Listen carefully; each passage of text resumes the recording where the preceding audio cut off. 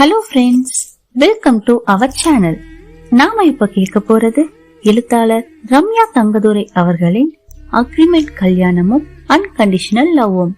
கதையின் குரலாக நான் உங்கள் ஸ்ரீ. வாங்க கதைக்குள்ள போகலாம். அக்ரிமெண்ட் கல்யாணமும் அன்கண்டிஷனல் லவ்வும். அத்தியாயம் 4. பொறாமையில் ஆத்வி. நன்றாக தூங்கிக் கொண்டிருந்தவளை யாழ் யாழ் என்று ஆத்வி எழுப்பவும் கண் விழித்த யாழ் ஆத்வியை பார்த்து பதறி எழுந்தவள், நீயா? பயந்தே போயிட்டேன் என்று சொல்ல, அவளிடம் தன்னை இறுக்கமானவன் என்று காண்பித்தவன் போல, ஏன் இங்க வந்து படுத்திருக்க? போய் ரூம்ல படு என்று அதட்டினான். அதற்கு அங்க எனக்கு தூக்கம் வரல என்று யாழ் சொல்ல, அப்போ மேடம்க்கு எங்க படுத்த தூக்கம் வரும் என்று ஆத்வி கேட்கவும், எனக்கு இந்த மாதிரி 4 சுவத்தை பார்த்தாலே டென்ஷனா இருக்கு, அதான் அப்படியே ஃப்ரீயா வந்து படுத்துட்டேன் என்று யாழ் சொன்னதும் யாழையே உத்து பார்த்து கொண்டிருந்த ஆத்வி யாழின் மனதில் இருந்த அழுத்தம் அவள் முகத்தில் தெரிய அதை ஓரளவு புரிந்து கொண்டான். அவளை பற்றி தெரிந்து கொள்ள நினைத்தவன், ஏன் உங்க வீட்டுல ரூம்ல தானே தூங்குவ என்று கேட்க, மோஸ்ட் ஆஃப் த டைம் வீட்டுல என் ரூம்ல தான் இருப்பேன், வெளியே வரவே மாட்டேன், அதனாலேயோ என்னவோ எனக்கு இந்த 4 சுவரை பார்த்தாலே ஏதோ ஜெயில் மாதிரி இருக்கு என்று சொல்ல, ஏன் வெளியே வரக்கூடாதுன்னு ரூல்ஸா என்று ஆத்வி கேட்கவும், எனக்கெல்லாம் யாரும் ரூல்ஸ் போட முடியாது, என்ன அங்க யாருக்கும் பிடிக்காது, ஏதாவது சொல்லுவாங்க, இரிட்டேட் ஆகும், அதான் மேக்சிமம் ரூம்லயே இருந்துடுவேன் என்று யாழ் தன் ஆதங்கத்தை கொட்டி தீர்க்க, ஆமா உன் கூட எவன் பேசுவான் என்ற ஆத்வி மேலும் அவள் ரணத்தின் ஆழம் தெரியாமல் குத்தினான். நீ போய் உன் வேலையை பாரு, நான் எங்கேயோ தூங்குறேன், தூங்குறவளை எழுப்பி வெறுப்பேத்துற என்று கோபமாக கூறிய யாழ் அந்த சோஃபாவிலேயே மீண்டும் இழுத்து போத்தி கொண்டு தூங்க, ராட்சசி, இவளுக்கு போய் பாவம் பார்த்தம் பாரு, என்ன சொல்லணும் என்று ஆத்வி தன்னைத்தானே திட்டிக் கொண்டு தனது அறைக்கு சென்று விட்டான். தனது அறைக்கு சென்ற ஆத்விக்கு யாழ் தன்னை முகத்துக்கு நேராக பேசியதை நினைத்து தூக்கம் வரவில்லை. இவளுக்கு கொழுப்பு அதிகம், இருடி அடக்கி காட்டுறேன் என்று மனதிற்குள் கருவிக்கொள்ள, உனக்கேன அவகிட்ட பேச்சு என்று தன்னைத்தானே கடிந்து கொண்டவன் அப்படியே உறங்கி போனான். மறுநாள் காலை எழுந்தவன் கீழே வர சோஃபாவில் நன்றாக தூங்கிக் கொண்டிருந்தாள் யாழ். காலையில 9 மணி ஆகுது, எப்படி தூங்கிட்டு இருக்கா பாரு என்று திட்டியவன், இன்னைக்கு ஒரு நாள் இவளை சமாளிக்கணும் என்று சொல்லி குளிக்க சென்றான். நாளைக்கு போயிடுவாள்ல, இவ சத்தமே இருக்காது என்று மனம் சொல்லவே, ஏன் இப்படி மனசு இந்த ராட்சசியை நினைக்குது என்று தன்னைத்தானே கேள்வி கேட்டவன் அதற்கான பதிலை அறிய விரும்பாமல் குளித்து முடித்து உடை மாற்றிக்கொண்டு தன் அன்னையின் அறைக்கு செல்ல, அங்கு யாழ், பார்வதி, சாந்தி மூவரும் அரட்டை அடித்துக் கொண்டிருந்தனர். ஆத்வியை பார்த்ததும் அங்கு நடந்த அரட்டை அலங்கம் கலைந்தது. வா ஆத்வி என்று பார்வதி அழைக்க, குட் மார்னிங்மா, சாப்பிட்டீங்களா என்று ஆத்வி கேட்கவும், சாப்பிட்டேன் கண்ணா என்று பேசிக் கொண்டிருக்க யாழ் எழுந்து வெளியே சென்றாள்.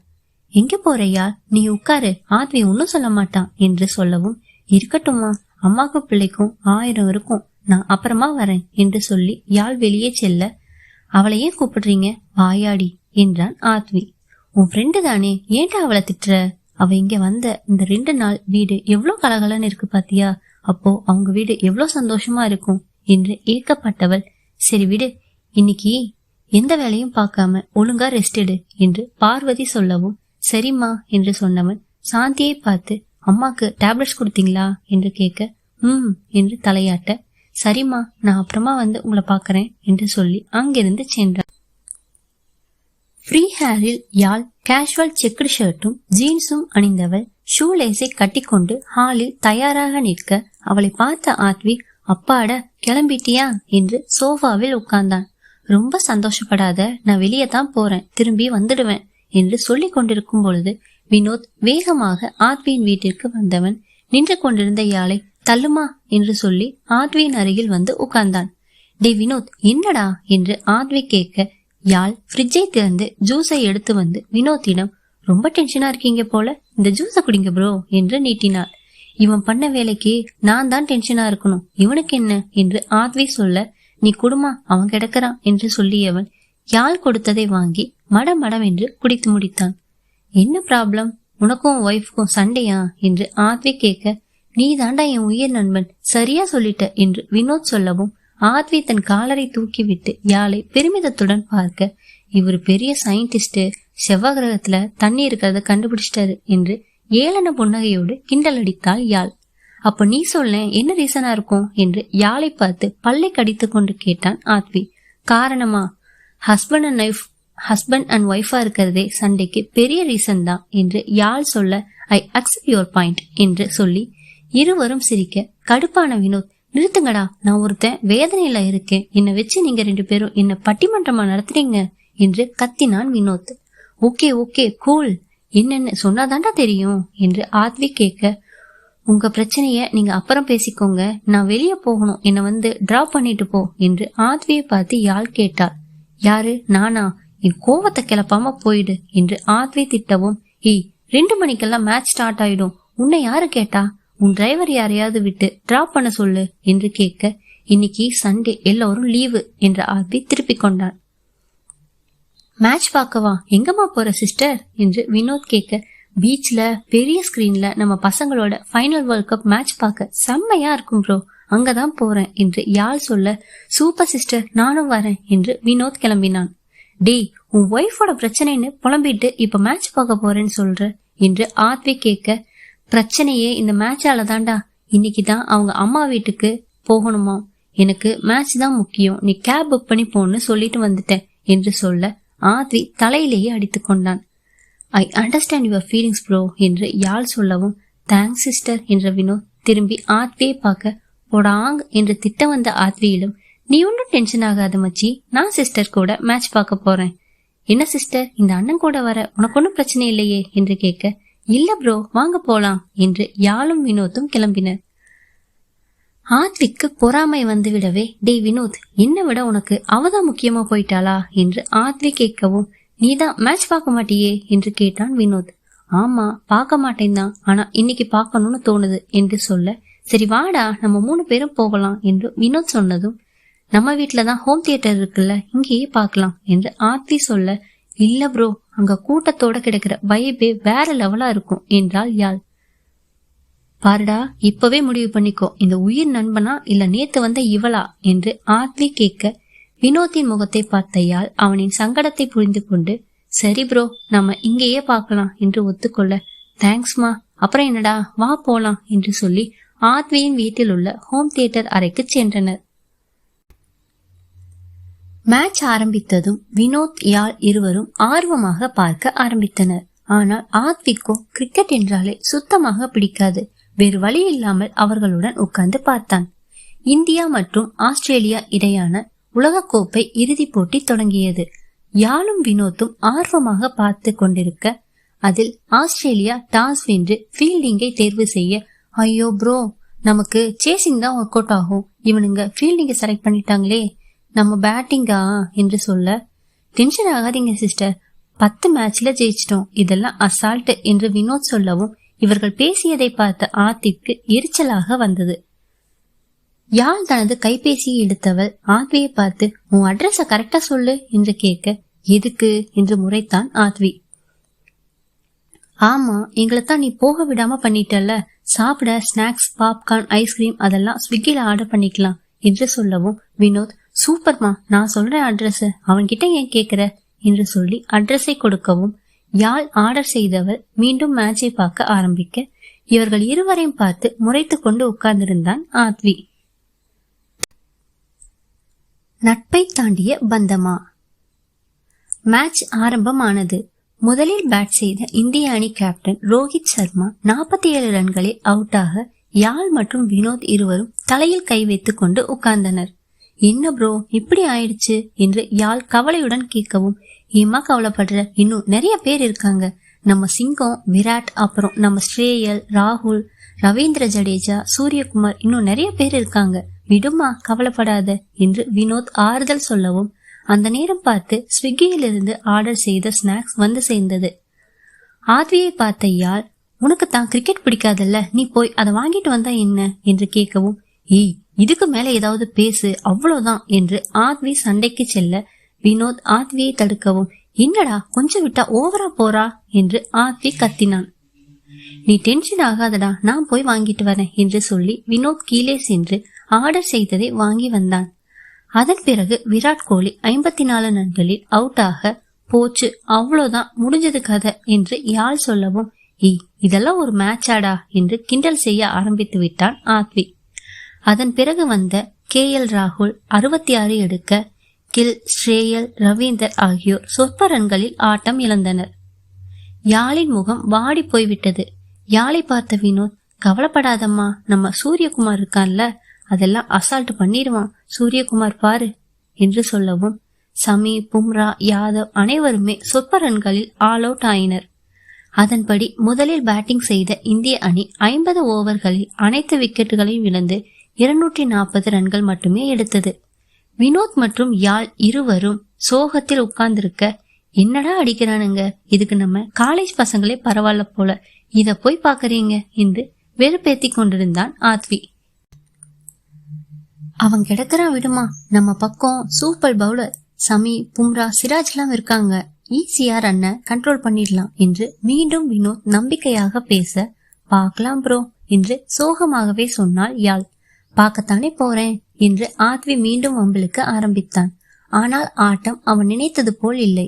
எளிய இலக்கை துரத்திய ஆஸ்திரேலியா அணிக்கு டேவிட் வார்னர் 7 ரன்களில் ஆட்டமிழந்து அதிர்ச்சி கொடுக்க, யாழும் வினோத்தும் பயங்கரமாக விசிலடித்து கொண்டாடினர். மில்செட் மார்ஷ் 15 ரன்களிலும் ஸ்டீவ் ஸ்மித் 4 ரன்களிலும் ஆட்டம் இழக்க, ஆத்வியை வெறுப்பேற்றியவாறு இருவரும் சிரித்து ஆட்டம் போட்டு சந்தோஷத்துடன் ஆர்வமாக பார்த்து கொண்டிருந்தனர். அவர்களை கண்டு கொள்ளாமல் ஆத்வி மேட்சை பார்த்து கொண்டிருந்தான். அதன் பிறகு டிராவிஸ் ஹெட் மற்றும் மார்ஷன் லபுஷேன் இருவரும் நிதானமாகவும் தேவைப்படும் போது பவுண்டரியும் சிக்ஸரும் விளாசினர். இறுதியாக டிராவிஸ் ஹெட் சதம் விளாச யாழ் மற்றும் வினோத்தின் ஆட்டம் அடங்கியது. மவளே, என்னையா வெறுப்பேத்தன, இன்னைக்கு நீ என்ன ஆக போறேன்னு பாரு என்று மனதிற்குள் திட்டியவன் மேட்ச் இந்தியாவிற்கு பாதகமாக போய்கொண்டிருந்ததை உணர்ந்தான்.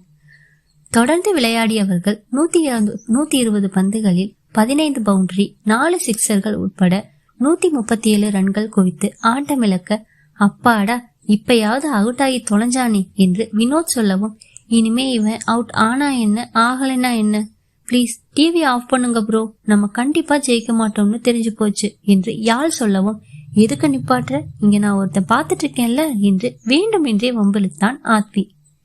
பிளீஸ், எனக்கு அழுகையா வருது, இல்லைன்னா நான் போறேன் என்று எழுந்து வெளியே சென்ற யாழை தடுத்து நிறுத்திய ஆத்வி, அதெல்லாம் முடியாது, ஃபுல்லா மேட்ச் பார்த்துட்டு தான் நீ வெளியே போற என்று சொல்லி சாவியை கொண்டு ரூமின் கதவை மூடியவன் சாவியை எடுத்து பாக்கெட்டுக்குள் போட்டுக்கொண்டான். ஆத்வி, நீ இப்ப வழியை விட போறியா இல்லையா, இதுக்கு மேல என்னால பார்க்க முடியாது என்று கேட்கவும், விடாப்படியாக முடியாது என்று சொல்ல, வேறு வழி இல்லாமல் தலையில் கை வைத்தபடி குனிந்து கொண்டே உட்கார்ந்திருந்தாள் யாழ். மார்ஷன் லபுஷேன் 58 ரன்கள் எடுக்க, கிளவ் மேக்ஸ்வே 2 ரன்கள் எடுத்து வெற்றி தேடி கொடுத்தனர். இறுதியாக ஆஸ்திரேலியா 43 ஓவர்களில் 4 விக்கெட்டுகளை இழந்து 241 ரன்கள் குவித்து 6 விக்கெட்டுகள் வித்தியாசத்தில் வெற்றி பெற்றது ஆஸ்திரேலியா. வலியும் வேதனையும் நிறைந்த தருணம். இதுவரையில் விளையாடிய 9 லீக் போட்டிகள் மற்றும் ஒரு அரையிறுதி போட்டி என்று மொத்தமாக 10 போட்டிகளில் வெற்றி பெற்ற இந்தியா கடைசி இறுதி போட்டியில் தோல்வியடைந்து 10 வெற்றிக்கும் எந்த பலனும் இல்லாமல் போனது. யாழின் கண்ணிலிருந்து தண்ணீர் வர வினோத் அதை பார்த்தவன், நமக்கு கிடைச்சது அவ்வளவுதான் என்று யாழுக்கு ஆறுதல் சொல்லவும் ஆத்வி வெறுப்பேற்ற ஆரம்பித்தான். என்ன கருவம்டா, இவ்ளோ கேவலமா ஆடுறாங்க, 2 பேரும் இத போய் பாத்துக்கிட்டு இருக்கீங்க, உங்களோட உட்கார்ந்து ஏன் டைமும் வேஸ்ட், ஆக மொத்தம் இந்தியா தோத்துடுச்சு அவ்வளவுதானே என்று சொல்ல, யாழ் தன் காதுகளை மூடிக்கொண்டு, ப்ரோ உங்க ஃப்ரெண்ட பேச வேணாம்னு சொல்லுங்க என்று சொல்ல, நான் எதுக்கு பேசாம இருக்கணும் என்றான். டேய் என்னை விடு, நான் போறேன் என்று யாழ் சொல்ல, போலாம் இரு, என்ன அவசரம், ஆஸ்திரேலியா கப்பு வாங்கின பிறகு போலாம் என்று மேலும் வெறுப்பேத்தி கொண்டிருந்தார். பா செம்ம வைபு என்று ஆத்வி கைத்தட்டினார். அண்ணா விட சொல்லுங்க என்று வினோத்தை பார்த்து யாழ் கேட்க, டே ஆத்வி ஏண்டா அப்படி படுத்துற, விடுடா, இந்த கொடுமையெல்லாம் எங்களை ஏண்டா பார்க்க சொல்ற என்று வினோத் கேட்கவும், நீங்க தானடா ரொம்ப ஆசைப்பட்டு கேட்டீங்க, அதான் ஃபுல்லா பாத்துட்டு போங்க என்றவன் யாழின் காது கரியில் வந்து, இந்தியா தோத்துடுச்சு, அதுவும் படு கேவலமா இந்தியா தோத்துடுச்சு என்று கத்த, கோபத்தில் இருந்த யாழ் அவன் புறமாக திரும்பியவள் ஆத்வியின் கன்னத்தை பிடித்து கடித்தாள். அவ்வளவுதான். ஆத்வி வலியில் துடிக்க ஆரம்பித்ததும் அவன் பையில் இருந்த சாவியை எடுத்தவள் கதவை திறந்து கொண்டு தனது அறைக்கு சென்று தாளிட்டு கொண்டாள். என்னடா அது ஸ்கூல் பசங்க மாதிரி பண்றீங்க என்ற வினோத் நேராக சென்று சாந்தியை அழைத்து கொண்டு வந்தவன் ஆத்வியின் கன்னத்தை காட்டவும், ஐயோ என்னாச்சு சாருக்கு என்று பதறினாள். அது ஒண்ணும் இல்ல, அந்த யாழ் பிடிச்சு கடிச்சு வச்சிட்டா என்று சொல்லவும், வினோத்தின் முகத்தை பார்த்து விழித்த சாந்தியை பார்த்து, நீ ஒன்னும் தப்பா நினைக்காத, வேர்ல்ட் கப்ல இந்தியா தோத்துடுச்சுன்னு இவன் போய் அவளை வெறுப்பேத்திட்டே இருந்தான், அதான் பிடிச்சு கடிச்சு வச்சிட்டா என்று சொல்ல, அதை கேட்டு சிரித்த சாந்தி கன்னத்தில் இருந்த காயத்திற்கு மருந்து போட்டவள் அங்கிருந்து சென்றாள். பயங்கர தேசபக்தி போல, தேசபக்தியில இந்த அண்ணனையே மிஞ்சிட்டாளே யாழ் என்றவனை முறைத்த யார் ஆத்வி. இதெல்லாம் உன்னால வந்ததுடா, மரியாதையா அந்த ராட்சசி நாளைக்கு இந்த வீட்டை விட்டு கிளம்பல நீ அவ்வளவுதான் என்று மிரட்டவும், போயிடுவா என்றவன் அங்கிருந்து நழுவினான். பார்வதியின் அறைக்கு சிரித்து கொண்டே சென்ற சாந்தியை பார்த்த பார்வதி, என்ன சாந்தி ஒரே சிரிப்பா இருக்க என்று கேட்கவும், பார்வதி அம்மா எனக்கு ஒரு சந்தேகம் என்று கேட்கவும், என்ன என்று கேட்டார் பார்வதி. ஒன்னும் இல்ல, அந்த யாழும் உங்க பையன் ஆத்வியும் உண்மையாலுமே ஃப்ரெண்டா இல்ல அதுக்கும் மேலையா என்று கேட்க, என்னடி உளர்ற என்று கேட்டார் பார்வதி. இல்லம்மா, அவங்க 2 பேரையும் பார்த்தா அப்படிதான் தெரியுது என்று சொல்ல, அவள் சொல்வதை சற்று யோசித்த பார்வதி, நீ சொல்றது நல்லா தான் இருக்கு, ஆனா இவன் தான் கல்யாணமே வேணான்னு சொல்லிட்டு இருக்கானே என்றார் பார்வதி. ஆத்வி தனது அன்னையை பார்த்து விட்டு தூங்குவதுதான் வழக்கம். அப்படி வந்தவன் தன் அன்னையின் அருகில் வந்து உட்கார கன்னத்தில் இருந்த பேண்டேஜை பார்த்து, என்னடா கன்னத்துல என்று கேட்கவும், அது ஒன்னும் இல்லம்மா என்றவனை பார்த்த சாந்தி மீண்டும் சிரித்து விட அவளை பார்த்து முறைத்தான். என்னென்ன கேக்குறல்ல என்று மீண்டும் கேட்க, அது அது அது வந்து அது என்று ஆந்தி யோசிக்க, அம்மா அந்த பொண்ணு கடிச்சிட்டாங்களாம் என்று சொல்லி சாந்தி வெக்கப்படவும், என்னடா சொல்ற என்று பார்வதி கேட்க, ஆமாமா அவ ஒரு லூசு, அதை விடுங்க, நீங்க சாப்பிட்டீங்களா அம்மா என்று கேட்க, சாப்பிட்டேன்டா என்று சொல்ல, சரிம்மா நான் போய் படுக்கிறேன், காலையில ஆபீஸ் போகணும் என்று சொல்லி அங்கிருந்து கிளம்பினான் ஆத்வி. அப்பொழுது பார்வதிக்கும் யோசனை வந்தது, இவங்க 2 பேரும் இவ்வளவு நெருக்கமா இருக்காங்கன்னா கண்டிப்பா அவங்களுக்குள்ள நட்பை தாண்டி வேற ஏதாவது இருக்குமோ என்று பார்வதி யோசிக்க, தொடரும். என்ன நண்பர்களே, கதை பிடிச்சிருக்கா? கதை உங்களுக்கு பிடிச்சிருந்துச்சுன்னா லைக் பண்ணுங்க, கமெண்ட் பண்ணுங்க, ஷேர் பண்ணுங்க, மறக்காம நம்ம சேனலை சப்ஸ்கிரைப் பண்ணுங்க. மீண்டும் அடுத்த அத்தியாயத்தில் சந்திப்போம். அதுவரை உங்களிடமிருந்து விடைபெறுவது நான் உங்கள் ஸ்ரீ. நன்றி, வணக்கம்.